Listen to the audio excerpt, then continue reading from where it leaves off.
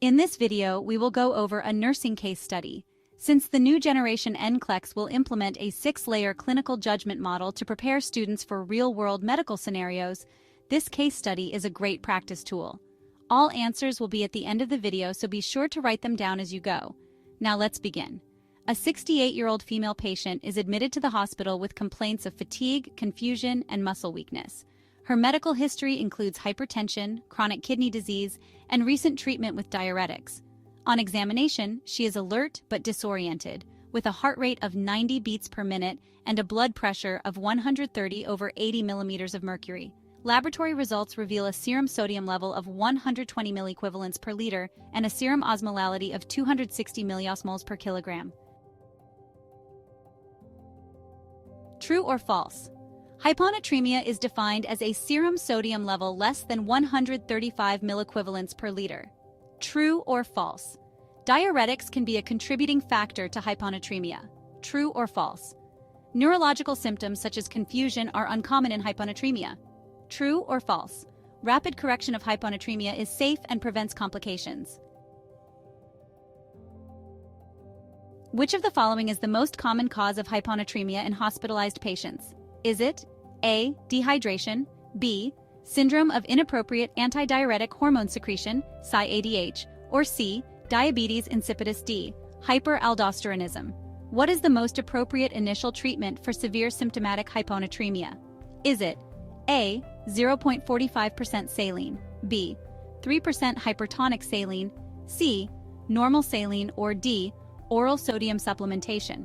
Which of the following clinical signs is most suggestive of severe hyponatremia? Is it A. Tachycardia, B. Seizures, C. Edema, or D. Hyperreflexia? Which of the following conditions is commonly associated with hyponatremia? Is it A. Hyperparathyroidism, B. Hypothyroidism, C. Cushing's syndrome, or D. Diabetes mellitus? What is the primary risk of correcting hyponatremia too quickly? Is it A. Hypokalemia, B. Cerebral edema, C. Osmotic demyelination syndrome, or D. Cardiac arrhythmias? Alright, now let's do some short answer questions. Explain the pathophysiology of hyponatremia. Identify 2 complications of hyponatremia and explain their clinical significance. List 3 nursing interventions for a patient with hyponatremia and provide rationales for each. What diagnostic tests are typically performed to determine the underlying cause of hyponatremia? Alright, now let's see what answers you got correct. Let's go over the answers. True or false? Hyponatremia is defined as a serum sodium level less than 135 milliequivalents per liter. The answer here is true. Hyponatremia is defined as a serum sodium level below 135 milliequivalents per liter. True or false? Diuretics can be a contributing factor to hyponatremia. The answer here is true. Diuretics, especially thiazides, can contribute to hyponatremia by increasing sodium loss.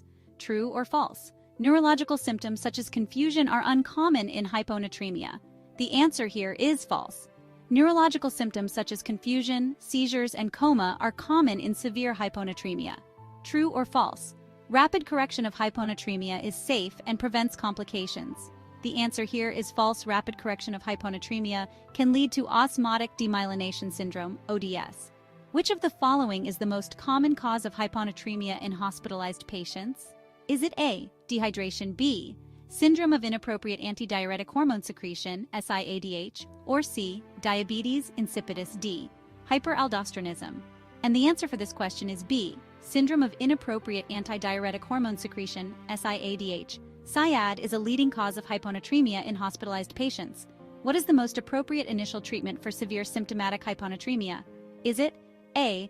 0.45% saline, B. 3% hypertonic saline, C. Normal saline, or D. Oral sodium supplementation? And the answer for this question is B. 3% hypertonic saline. Severe symptomatic hyponatremia requires cautious correction with hypertonic saline. Which of the following clinical signs is most suggestive of severe hyponatremia? Is it A. Tachycardia, B. Seizures, C. Edema, or D. Hyperreflexia? And the answer for this question is B. Seizures. Seizures are a critical sign of severe hyponatremia requiring immediate intervention. Which of the following conditions is commonly associated with hyponatremia? Is it A. Hyperparathyroidism, B. Hypothyroidism, C. Cushing's syndrome, or D.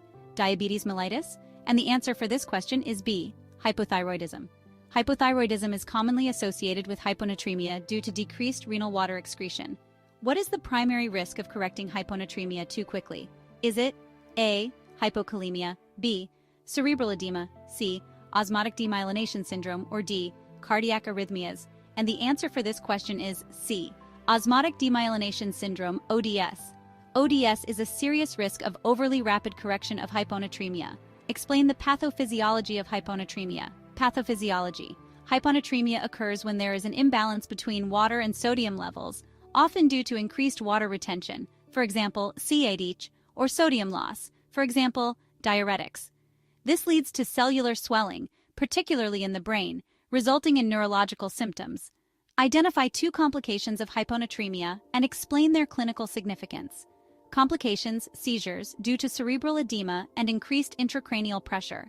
Osmotic demyelination syndrome, ODS, caused by rapid correction of chronic hyponatremia, leading to irreversible neurological damage. List 3 nursing interventions for a patient with hyponatremia and provide rationales for each. Nursing interventions: monitor serum sodium levels, ensures appropriate correction and avoids complications like ODS. Administer prescribed IV fluids. Hypertonic saline for severe cases helps to restore sodium balance.